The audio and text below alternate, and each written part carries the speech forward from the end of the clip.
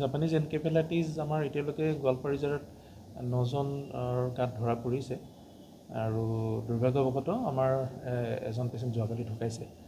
বাকী যিখিনি হস্পিটেলাইজ হৈ আছে আমাৰ চিভিল হস্পিটেলত তেওঁলোকৰ কণ্ডিশ্যন এতিয়া ইম্প্ৰুভ আৰু আমি যাতে আমাৰ জিলাত আৰু বেছি বিয়পিব নোৱাৰে তাৰ কাৰণে যিখিনি আমাৰ প্ৰতিৰোধকমূলক যিখিনি কাম আমি সেইখিনি কৰি আছোঁ।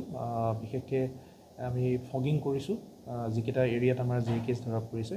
লগতে আমাৰ ভেটেনেৰি ডিপাৰ্টমেণ্টক আমি ডাইৰেকশ্যন দিছোঁ যে যিখিনি আমাৰ গাহৰি পালন কৰা যিখিনি মানুহ আছে তেখেতসকলক যাতে সতৰ্ক কৰি দিয়ে আৰু গাহৰিৰ তেওঁলোকৰ আমি টেষ্ট কৰি আছোঁ, মানে তেওঁলোকৰ যিটো টেষ্ট পৰীক্ষা কৰি তাত জাপানিজ এনকেফেলাইটিছৰ বীজাণু আছে নেকি সেইটো কামো আমি লগে লগে কৰি গৈ আছোঁ। সংক্ৰমণ হ'ব নোৱাৰে তাৰ কাৰণে আমি মানে মানুহৰ মাজত সজাগতা অনা, আঁঠুৱা-টানি খোৱাৰ পৰা আৰম্ভ কৰি খেতিপথাৰত কাম কৰিব গ'লে যাতে দীঘল হাতৰ কাপোৰ পিন্ধি যায় আৰু তেওঁলোকে যাতে সন্ধিয়া যাতে মহে কামুৰিব নোৱাৰে কাৰণে ঘৰত ধোঁৱা দিয়া ইত্যাদি। লগতে আমাৰ স্বাস্থ্য বিভাগৰ পৰা আমি আমাৰ টাউনতে হওক বা গাঁৱতে আমি ধোঁৱা দিয়াৰ কাম কৰি আছোঁ। ছাৰ যিগৰাকী ঢুকালে তেওঁ অলপ ৰেফাৰ কৰিছে হয় ৰেফাৰ হৈছিলে নাই এগৰাকী ঢুকাইছে।